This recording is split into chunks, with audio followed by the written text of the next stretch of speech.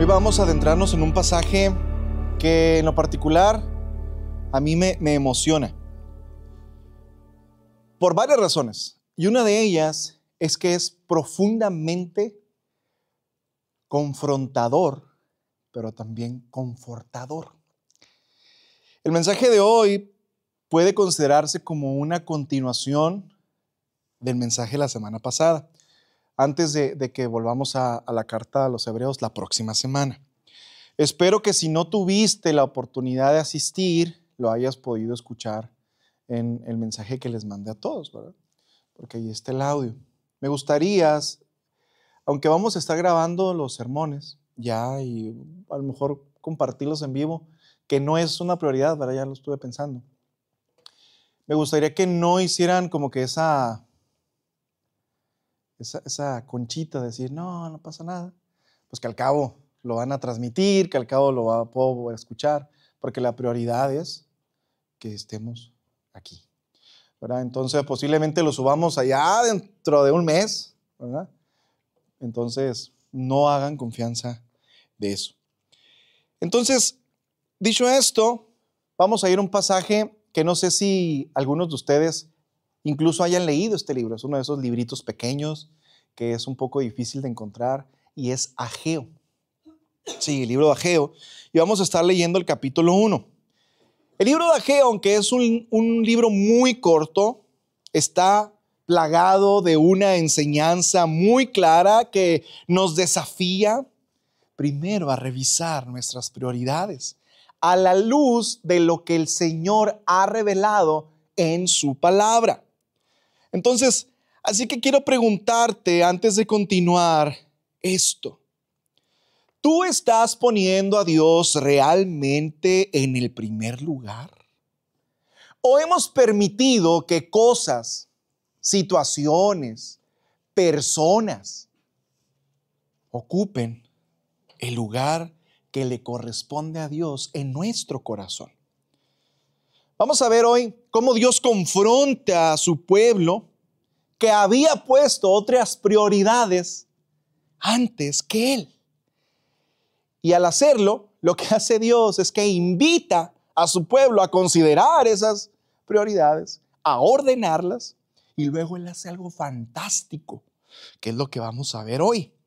Así que vamos a orar con todo esto que he dicho y vamos a pedir al Señor que mientras incluso leemos el pasaje, pues podamos ser ya confrontados, pero también confortados.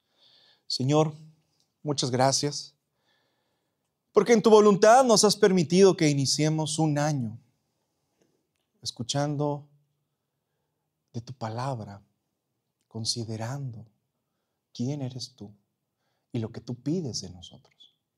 Hemos cantado, te hemos exaltado, reconociendo que tú eres el Dios que está en su trono, pero que ha venido para salvarnos. A nosotros, hombres pecadores, infieles, que constantemente se desvían en su corazón. Así que te ruego, Señor, que lo que hoy voy a compartir, tú, Señor, lo apliques a nuestro corazón, como lo vamos a ver hoy. Que podamos responder, que podamos tomar la iniciativa en nuestra responsabilidad de hacer lo que tú nos mandas hacer. Entonces, Dios, gracias por tu infinita misericordia y gracia. Te lo pedimos en el nombre de tu Hijo Jesús. Amén. Voy a leer. Ustedes pueden ahí irme acompañando. Ageo 1. Dice: el año segundo del rey Darío, en el mes sexto, el primer día del mes, vino la palabra del Señor por medio del profeta Ageo a Zorobabel, hijo de Salatiel, gobernador de Judá, y el sumo sacerdote Josué, hijo de Sadoc. Así dice el Señor de los ejércitos. Este pueblo dice: no ha llegado el tiempo de que la casa del Señor sea reedificada. Entonces vino la palabra del Señor por medio del profeta Ageo. ¿Es acaso tiempo para que ustedes habiten en sus casas artesonadas mientras esta casa está desolada? Ahora pues, Así dice el Señor de los ejércitos. Consideren bien sus caminos. Siembran mucho, pero recogen poco. Comen, pero no hay suficiente para que se sacien. Beben, pero no hay suficiente para que se embriaguen. Se visten, pero nada se calienta. Pero nadie se calienta. Y el que recibe salario en bolsa rota. Así dice el Señor de los ejércitos. Consideren bien sus caminos. Suban al monte, traigan madera y reedifiquen el templo, para que me agrade de él y yo sea glorificado, dice el Señor. Esperan mucho, pero hay poco. Y lo que traen a casa, yo lo aviento. ¿Por qué? Declara el Señor de los ejércitos. Por causa de mi casa que está desolada, mientras cada uno de ustedes corre a su casa. Por tanto, por causa de ustedes los cielos han retenido su rocío y la tierra ha retenido su fruto. Llamé a la sequía sobre la tierra, sobre los montes, sobre el trigo, sobre el vino nuevo, sobre el aceite, sobre lo que produce la tierra, sobre los hombres, sobre el ganado y sobre todo el trabajo de sus manos. Entonces Zorobabel dijo a Salatiel, el sumo sacerdote Josué, hijo de Josadac, y todo el remanente del pueblo obedecieron la voz del Señor su Dios y las palabras del profeta Ageo, como el Señor su Dios le había mandado. Y temió el pueblo delante del Señor. Entonces Ageo, su mensajero del Señor, por mandato del Señor, habló al pueblo. Yo estoy con ustedes, declara el Señor. Y el Señor despertó el espíritu de Zorobabel, hijo de Salatiel, gobernador de Judá, y el espíritu del sumo sacerdote Josué, hijo de Josadac, y el espíritu de todo el remanente del pueblo.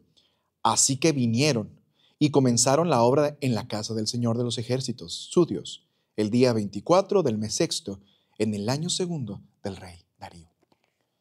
¿Alguien había leído este pasaje, hermanos?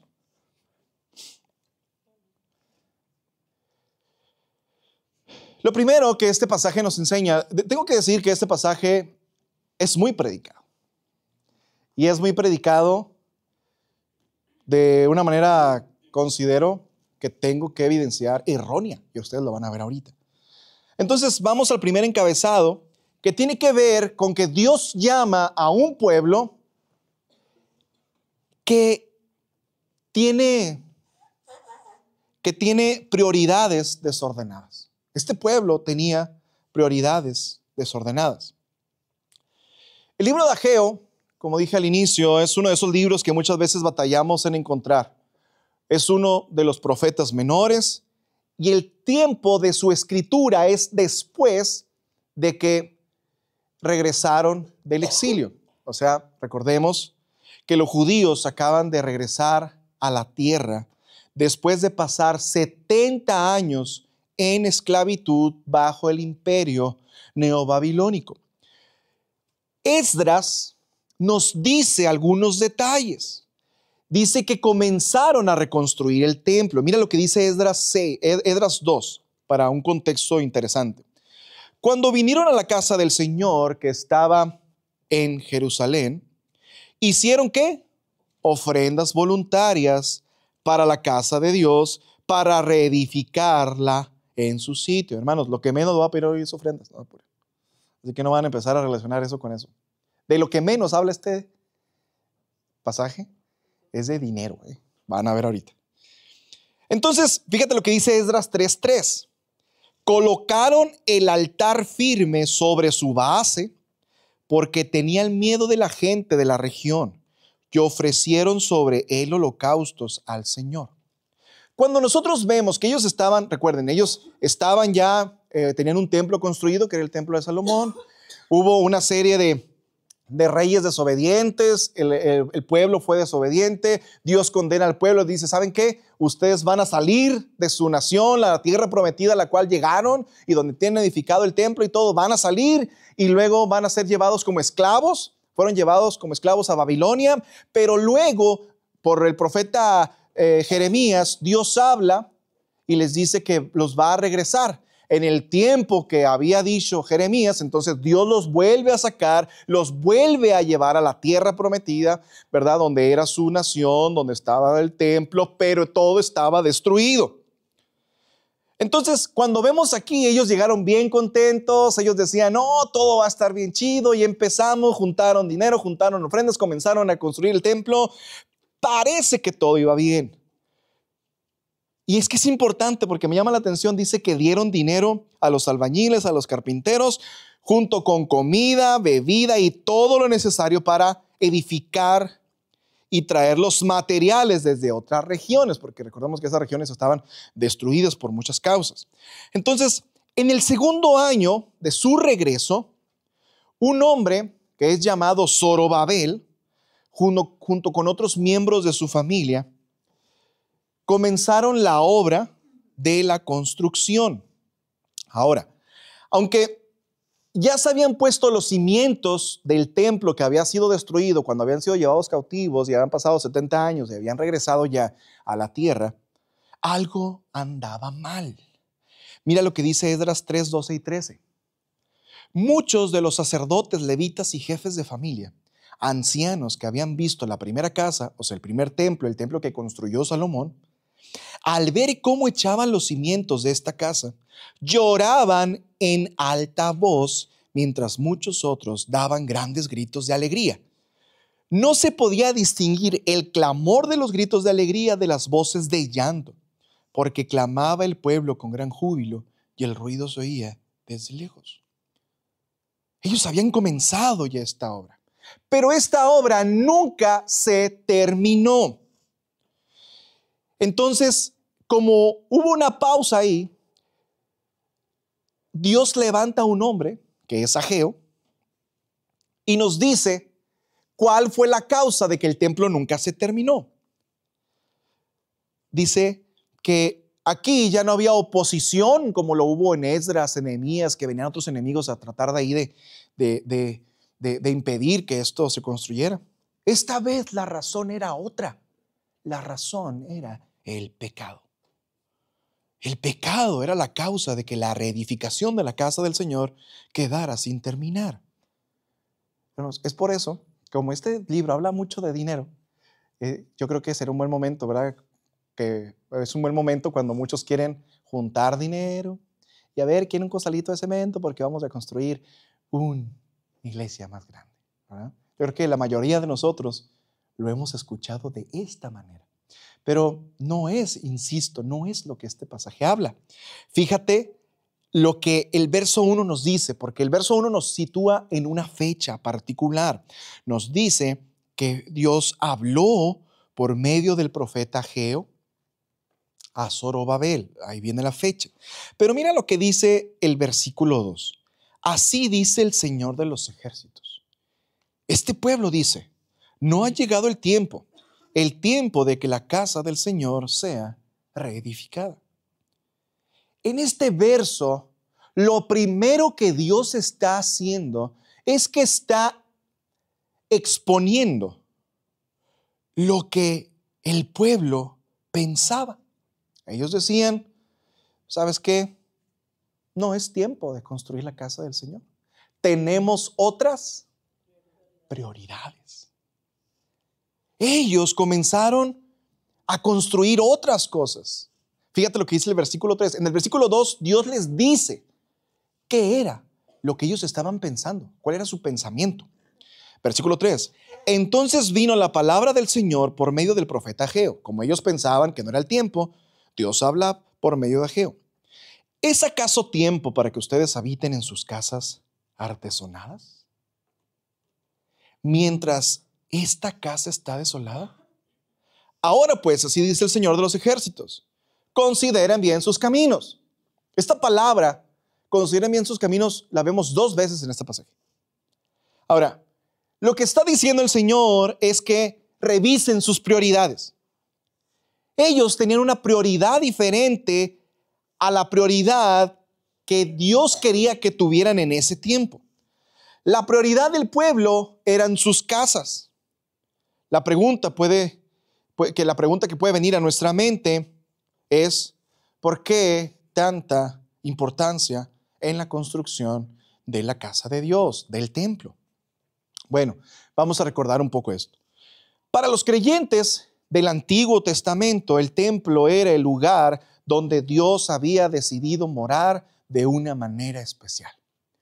El templo es un recordatorio de lo que era el huerto del Edén, donde Dios moraba. tenemos algunos recordatorios de la morada de Dios y cómo Dios se relacionaba. En el huerto Dios se relacionaba con su pueblo. Después del huerto tenemos el tabernáculo, Dios se relacionaba con su pueblo. Después del tabernáculo tenemos el templo donde Dios se relacionaba con su pueblo. ¿Recuerdan todo lo que hay de oro, todas las cosas que ahí se dan, la construcción y todo? Cuando nosotros vemos detalladamente, no es un recordatorio de otra cosa más que del paraíso. ¿Ok?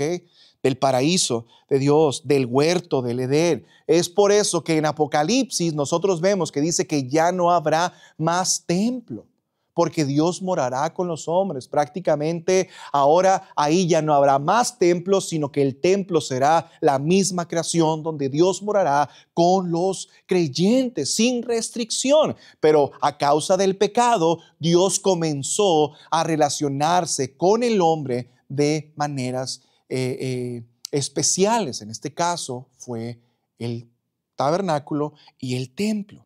Entonces, ahí era donde residía la presencia de Dios. Ahí era donde el pueblo se congregaba, donde el pueblo se reunía con su Dios y Dios se encontraba con su pueblo. Ahí se le adoraba, se le glorificaba, era el lugar de encuentro para ambos. Por lo tanto, al no haber un templo, no había una relación con... Ese es el punto aquí. Sin templo, no había una relación correcta como él había establecido. Se había establecido el templo como un eslabón vital entre Dios y los hombres, Dios y su pueblo. Entonces, rechazar la edificación del templo era rechazar la edificación de la relación con Dios. Lo que los había llevado al exilio, que era haber desechado a Dios, el rechazo de Dios, ahora lo estaban viviendo otra vez en su tierra. Lo estaban viviendo nuevamente, lo estaban cometiendo otra vez. Estaban poniendo otras prioridades en vez de la prioridad correcta, que es Dios. He escuchado a muchos predicadores hablar, como digo, de este pasaje, con el fin de la edificación del templo. Sin embargo, como digo, este pasaje no es para recaudar dinero, no es para la edificación. Habla de poner a Dios como la prioridad más alta en tu vida y en la mía y en la vida de la iglesia. Este rechazo a Dios, este rechazo que el pueblo tenía a la casa, era un rechazo a Dios. Y lo estaban manifestando en sus vidas cotidianas. Fíjate cómo dice el versículo 6. Siembran mucho, pero no recogen, pero recogen. A ver, hermanos, ¿cuál es la prioridad aquí? Sembrar. Ellos estaban, es tiempo de... Pero, ¿qué crees? Recogen poco. Comen, pero no hay suficiente para que se sacien. ¿Cuál es la prioridad? Beben, pero ni para eso les alcanzaba. Se visten, pero no se calientan. El que recibe salario en bolsa rota. ¿Saben qué es eso? O se los explico. ¿Sí te das cuenta cómo estos tipos estaban poniendo muchas otras cosas, pero no a Dios? Dios había prometido desde Deuteronomio, en 2 capítulos, que este pueblo sería bendecido. Pero también esas bendiciones son seguidas o son antecedidas por unas maldiciones. Y todo lo que vemos aquí, aunque ya están en la tierra, están viviendo ciertas maldiciones que el Señor había establecido para su pueblo, porque en aquel tiempo una manera de ver la compañía de Dios era en provisión, ¿verdad? Así que no es ya eso en el Nuevo Testamento como tal.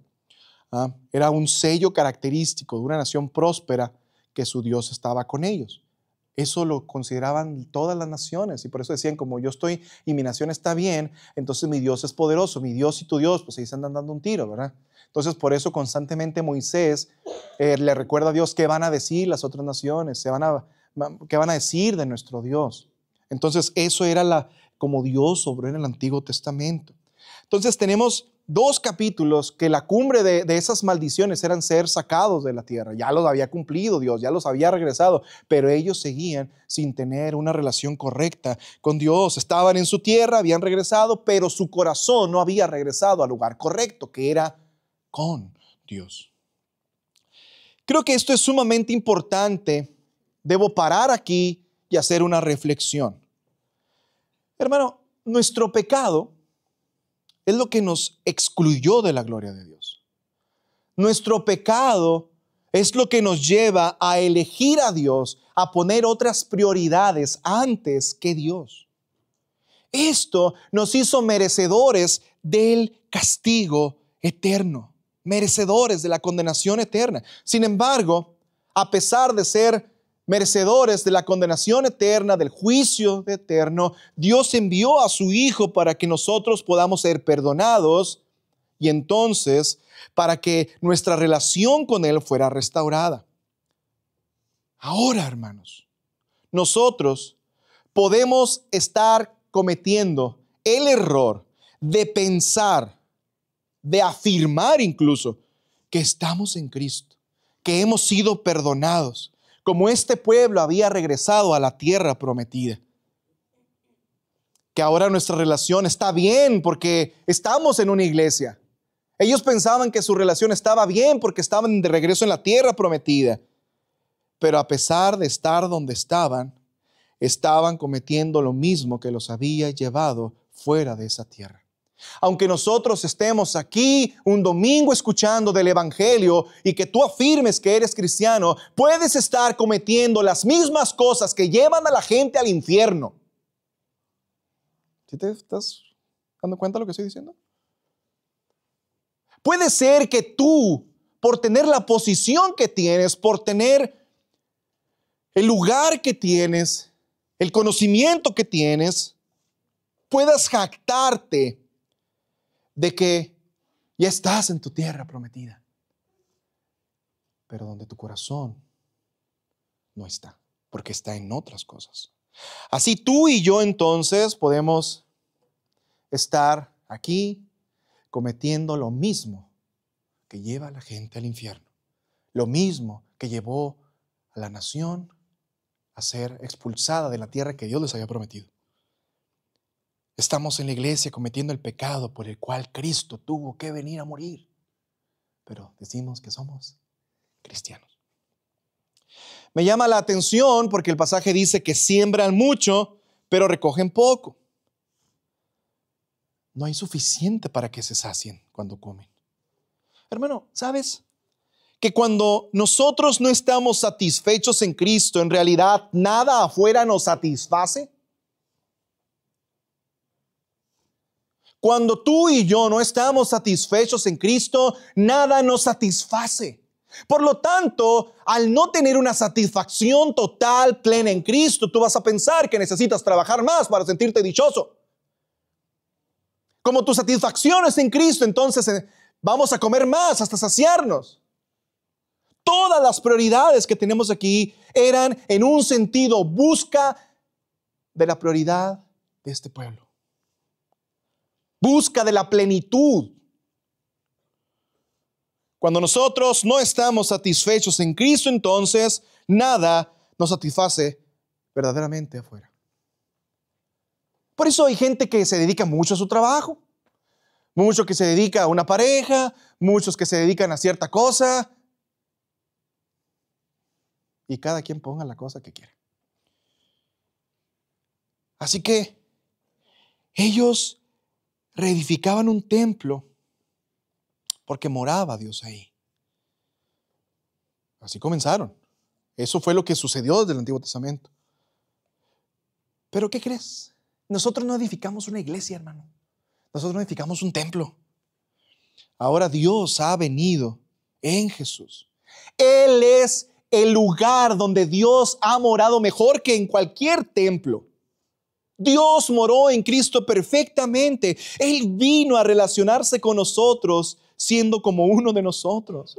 Fue por su causa que ahora Él nos ha purificado, nos ha limpiado de nuestro pecado y por lo tanto ahora Él mora en nosotros.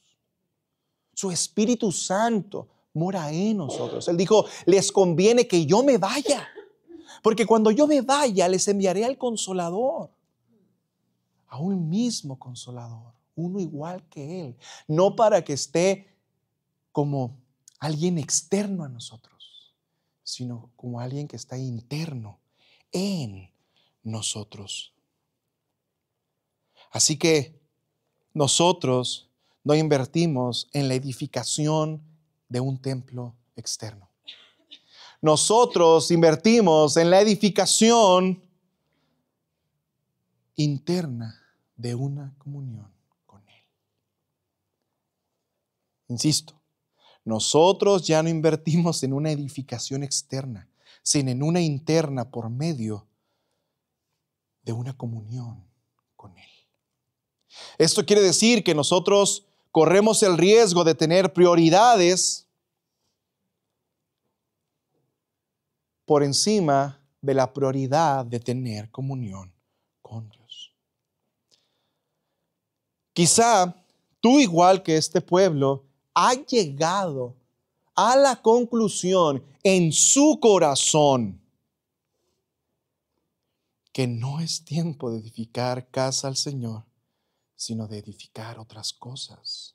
Quizás has dicho que es tiempo para tus actividades como la escuela. Bueno, yo me voy a dedicar a la escuela y habrá tiempo en el cual puedo buscar a Dios. Mentira. Quizá puedas dedicarte a la familia, al Netflix, al gym, a edificar una casa cómoda, a unos estudios para un buen futuro, y nada de esto es malo. Pero sí cuando hay una prioridad mayor en tu vida, como estas, que no es lo que Dios quiere para ti. Quizá hoy Dios, a través de este mensaje, Dios te llame a considerar tus prioridades y darte cuenta que la mayor prioridad debe ser Él, una edificación de una relación con Él. Este pueblo tenía prioridades desordenadas, como muchos de nosotros las tenemos. En segundo lugar, tenemos un llamado de Dios a establecer las prioridades correctas. Dios no solamente les dice, ustedes están mal, no, Él les dice, vamos a arreglar las cosas. Podríamos llegar a pensar que podríamos continuar con prioridades desordenadas sin tener consecuencias. ¿Sabes? Esto es muy dado en la gente cristiana. Dicen, bueno, a la gente mala le va bien, yo puedo ocuparme en estas cosas, que al cabo sé que no estoy haciendo lo bueno que debo hacer y no estoy haciendo lo malo que podría llegar a ser como otros. Entonces como que llegamos a un punto en el cual queremos equilibrar las cosas para sentirnos bien. Pero ¿qué crees? No es así. Tú no vas a estar bien si no pones a Dios como tu mayor prioridad. Nuevamente. Si Dios no es tu mayor prioridad y tú eres un verdadero cristiano, Dios no es como un caballero, como dicen las iglesias, que un caballero que te va a invitar a hacer y las cosas según... No. Si tú no haces y obedeces, si eres un creyente genuino, Dios te va a disciplinar para que tú quieras hacer las cosas correctas. Así que en el cristiano, las aflicciones nos avientan para el lado de Dios. Así que no puedes permanecer a la mitad. Y Dios constantemente está insistiendo eso. Y mira cómo lo dice en el versículo 7. Nuevamente, por segunda vez les dicen, así dice el Señor de los ejércitos. Nuevamente, consideren bien sus Por segunda vez, Él dice, consideren bien sus caminos. Literalmente, esta frase en el idioma original dice, pon tu corazón por sobre tus caminos. O sea, ¿me explico? Medita en ellos. Este es uno de los llamados hoy. Y no porque estemos iniciando un año, no. O sea, constantemente Dios nos llama a meditar en nuestros caminos. Estoy seguro que hay muchos entre nosotros que deben considerar sus prioridades, que deben considerar su camino, que deben considerar su andar. Mira cómo continúa el versículo 8, porque tenemos unas instrucciones bien claras. Tenemos 3 instrucciones. Suban al monte, traigan madera y reedifiquen el templo, para que me agrade de él y yo sea glorificado. Nota cuál es el centro de todo. Yo sea glorificado. Primera instrucción, suban al monte, traigan madera, reedifiquen la casa. Hermanos, para todo esto se necesitaba arduo esfuerzo, porque no era que la madera estaba enseguida, tenían que recorrer como 160 kilómetros para traer la madera. Se necesitaba dinero. ¿Se acuerdan que yo al inicio les dije que habían juntado todos y habían para que trajeran comida? Hermanos, todo eso se necesitaba ahí. O sea que se necesitaba esfuerzo, planeación y dinero, así como lo hicieron al inicio. Era costoso y tomaba mucho tiempo. Por eso vemos algo interesante. Dice, yo me complaceré en ella y seré glorificado. Hermano, la motivación para este compromiso no era la casa, no era tener un bonito templo. ¿Cuál era la motivación? La gloria de Dios. Voy a hacer esto porque Dios va a ser glorificado. Voy a dar tiempo, voy a dar dinero, voy a dar esfuerzo para que Dios sea glorificado. Así que la motivación para este compromiso era la gloria de Dios. Y lo que le da valor a una oferta, a un actuar, a una ofrenda, hermano, no es la cantidad. No es tu esfuerzo. Lo que le da la correcta motivación a lo que tú haces es la gloria de Dios.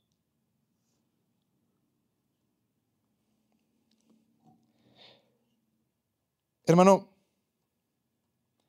¿qué eres capaz de hacer para la gloria de Dios? Pregunta. ¿Qué eres capaz de hacer para la gloria de Dios? Muchos podríamos decir que nos iríamos hasta de misioneros, ¿verdad? Yo daría todo por irme y todo. Muchos diríamos que daríamos todo para los pobres. Pero hermano, ¿qué tal leer tu Biblia? ¿Qué tal orar? ¿Qué tal venir a la iglesia? Yo estaba viendo algunos registros que tenemos y yo puedo recordar las veces que faltaron 1 o 2, porque fueron 1 o 2 veces. Y de otros perdí la cuenta. Hermanos, ¿cómo está tu prioridad en todas las cosas? ¿Sabes qué es lo que puede darnos una evidencia de si lo que haces lo haces para la gloria de Dios? La intimidad con Dios. Nota lo que estoy diciendo. ¿Sabes qué es lo que puede dar una evidencia que las cosas que tú haces para Dios las hagas verdaderamente para Dios? Una intimidad con Dios. Te lo voy a explicar. En Mateo, capítulo 6, Jesús dice a sus discípulos que no sean como los fariseos porque ellos aman ser vistos por la gente. Hay gente que está predicando, que está enseñando, que ofrenda, pero no tiene intimidad con Dios. La pregunta es ¿por qué? Así que no me vengas a decir que tú lo haces para Dios. No me vengas a decir que tú tocas para Dios y no pasas tiempo con Dios.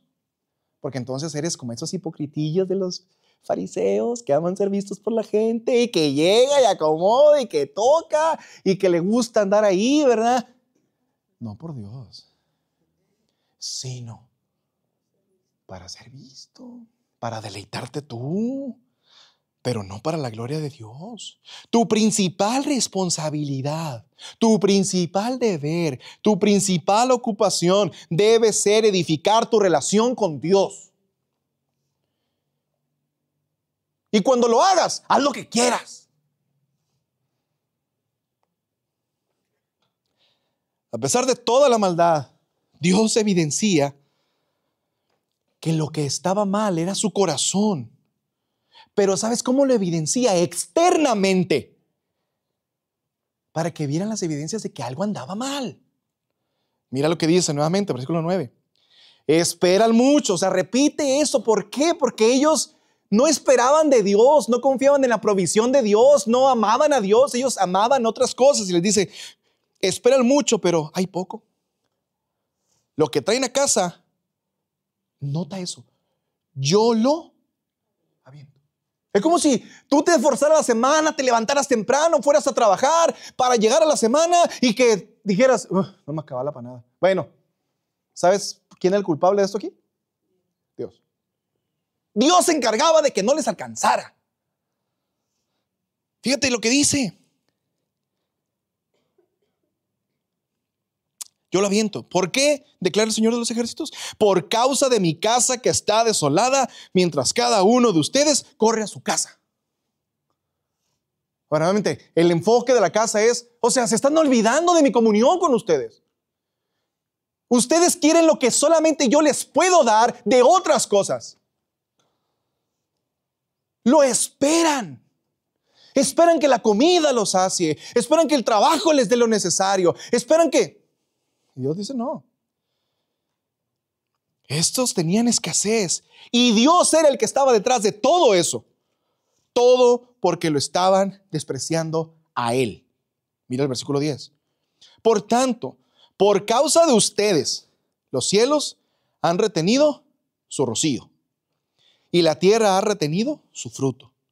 Llamé a la sequía sobre la tierra, sobre los montes, sobre el trigo, sobre el vino nuevo, sobre el aceite, sobre lo que produce la tierra, sobre los hombres, sobre el ganado y sobre todo trabajo de sus manos. Hermano, pregúntate por qué a veces no recibes lo que tú esperas.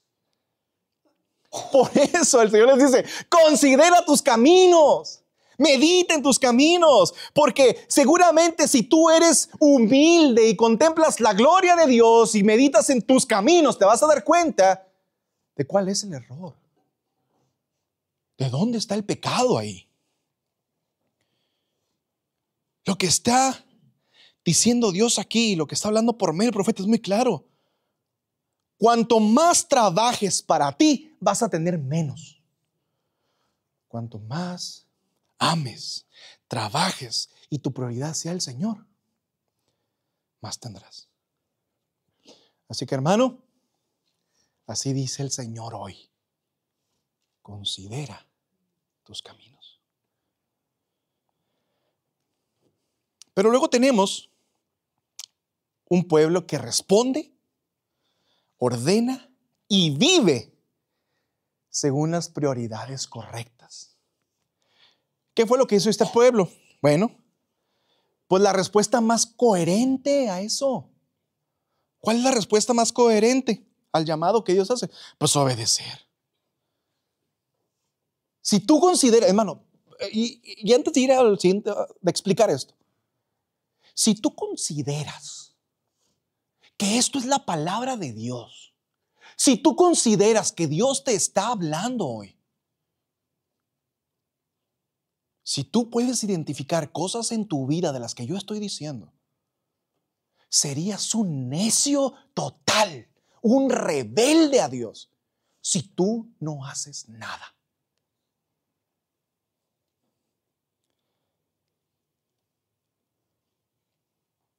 El pueblo consideró lo que Dios estaba diciendo. Y la respuesta lógica para eso es el arrepentimiento. El arrepentimiento, ¿verdad? No es darte golpes de pecho, no es, alguien puede decir, ay, como que, uy, siento que Jorge me está hablando de mi vida, que sabía y me quiere exponer. Y puedes sentirte mal por eso.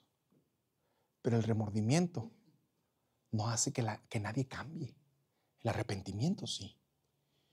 Entonces, eso significa considerar tu camino y tomar el camino correcto, poner cartas en el asunto para cambiar de dirección, para tomar la dirección correcta. Mira lo que dice el versículo 12. Entonces Zorobabel, hijo de Salatiel, el sumo sacerdote Josué, hijo de Josadac, y todo el remanente del pueblo, ¿qué dice? Obedecieron la voz del Señor su Dios y las palabras del profeta Ageo, como el Señor su Dios le había mandado. Y temió el pueblo delante del Señor. Al escuchar la voz de Dios, no solo el pueblo, sino también los líderes tomaron cartas en el asunto, obedecieron a la voz de Dios. Y dice que lo hicieron como lo había mandado. Y después dice que el pueblo tuvo temor delante del Señor. Al escuchar la voz de Dios, debemos entender que debe despertar en nosotros temor. Y ese temor no es un miedo a Dios, sino una combinación de amor, de reverencia, de gratitud, de reconocimiento de lo que Él es. Y eso se ve reflejado en una actitud de adoración interna. O sea que el temor es una actitud de amor, gratitud, reverencia interna. Y eso los llevó a actuar de manera diferente. Mira lo que hace el versículo. Ante esto, ante su actuar, Dios habla. Y mira lo que les dice. Entonces Ageo, mensajero del Señor, por mandato del Señor, habló al pueblo. Yo estoy con ustedes, declara el Señor. Hermanos, no hay mejor mensaje, no hay mejores palabras de aliento y de consuelo que puedan superar: Dios está contigo. Pudiéramos pensar al inicio de este pasaje que Dios era su enemigo, que Dios era enemigo de este pueblo. Tú puedes pensar que Dios es tu enemigo porque tú haces ciertas cosas y no te salen, porque piensas que tu vida va a depender de ciertas cosas y no te salen. Hermano, pero lo menos que es Dios para ti es tu enemigo. Él no es tu enemigo.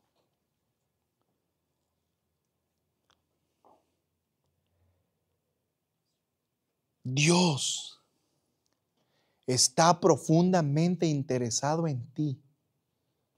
Hermano, no sé si han notado algo, pero desde el principio de este pasaje Dios quería que la casa fuera reedificada. ¿Y sabes por qué? Porque Él quería tener un encuentro con ellos. O sea, Dios está diciendo: hey, yo quiero tener un encuentro con ustedes. Yo quiero que vengan conmigo. Yo quiero que me adoren. Yo quiero darles de lo que yo puedo darles. Pero deben darse cuenta que ustedes andan torcidos, andan buscando las cosas donde no son. Reedifiquen el templo.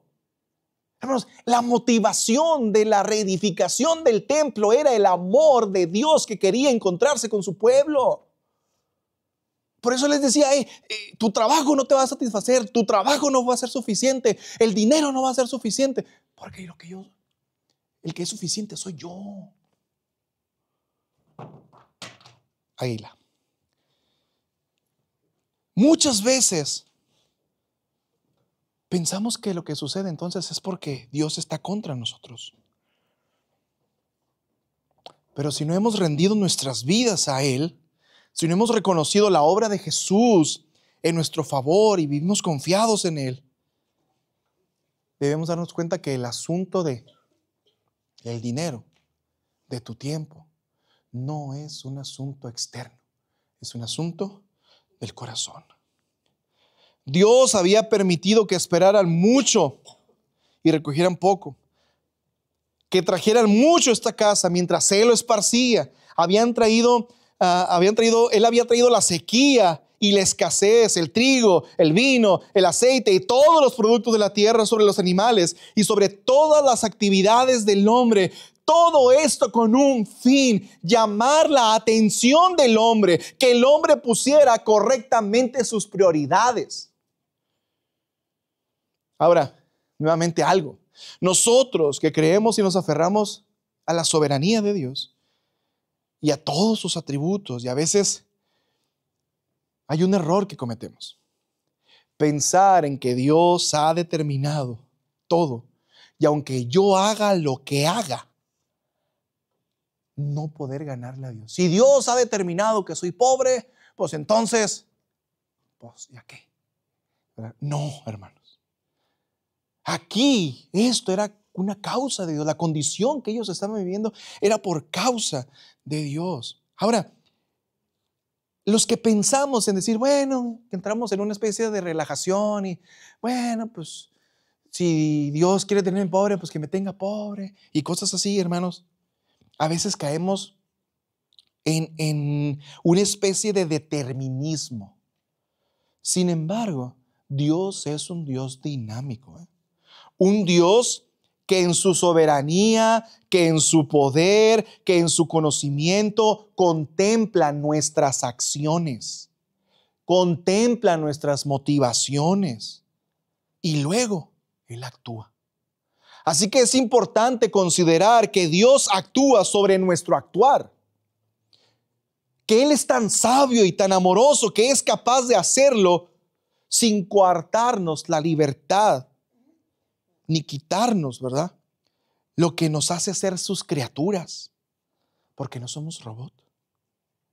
Por eso es que Dios nos llama a considerar nuestro andar, porque Él está actuando según nuestro andar cotidiano.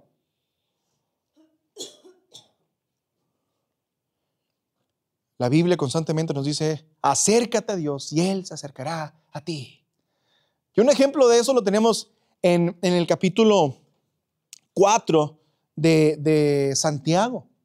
Él dice muy enfático que si nosotros nos acercamos a Dios, Él se acercará a nosotros. Y luego agrega esto: limpien sus manos, pecadores, y ustedes de doble ánimo purifiquen sus corazones, aflíjanse, lamentense y lloren, que su risa se convierta en lamento y que su gozo se convierta en tristeza. Humíllense en la presencia del Señor y Él los exaltará. En otras palabras, Él los está llamando a un arrepentimiento que no es meramente un producto interno de nuestro deseo. Hay mucha gente que no se arrepiente porque no le nace arrepentirse. Pero ¿sabes qué es lo que está diciendo aquí? Que tú te provoques el arrepentimiento en un aspecto de que consideres lo que estás haciendo.